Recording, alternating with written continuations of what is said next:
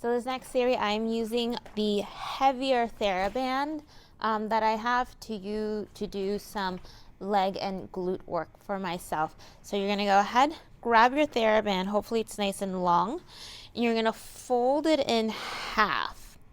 Once you fold it in half, you're gonna measure about, I would say, 2/3 of the way down, and then you're gonna make a knot down at the bottom.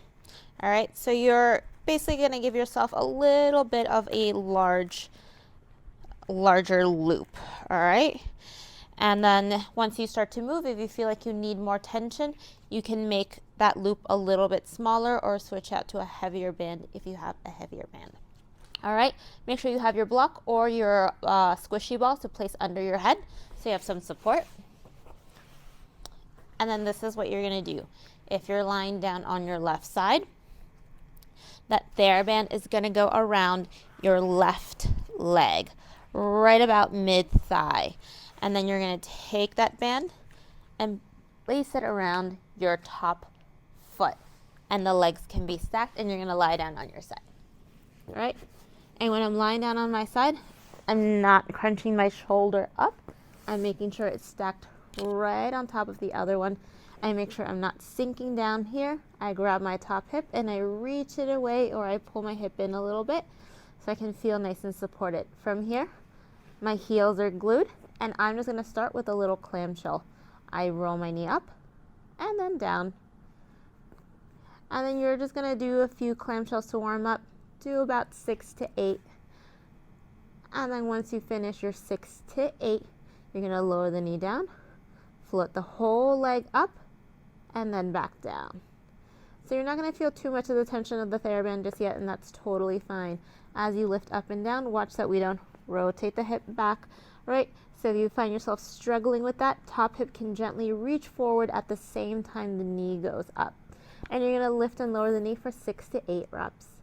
Once you finish those, you're going to lift the leg up, keep the knee and hip aligned with the heel too. Heel isn't too high up or too down low. And then you're going to reach out through that heel, press out into the Theraband to lengthen the leg out. And then inhale, bend in, soften the front of the hip, widen that right sit bone. And then exhale, reach out through that heel again. So here's when we start to feel that tension of that Theraband. You can bring that bottom knee a little higher up.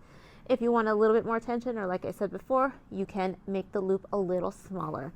And you're just going to bend and straighten for 8 to 12 reps. All right. Once you finish those 8 to 10, heel stays nice and long, and you're going to lift a few inches up and then down. I would lift just past hip height and then keep it at sit bone level when you lower. And watch this shifting up and down. If you want, you can hook the top of your pelvis and gently reach it away. Keep that space as you lift and lower for 10 reps. Once you finish your lifts and lowers, you're going to paint little circles with the heel, and I would paint about 8 in one direction and 8 in the opposite direction.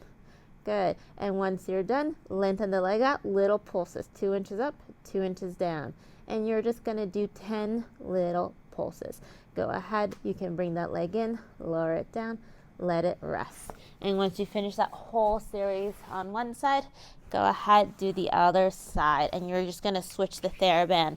So if you're lying down on your right side, Theraband goes all the way around the right leg or the right thigh, left foot steps into the band, and you go ahead, lie down on your side, and finish. All right.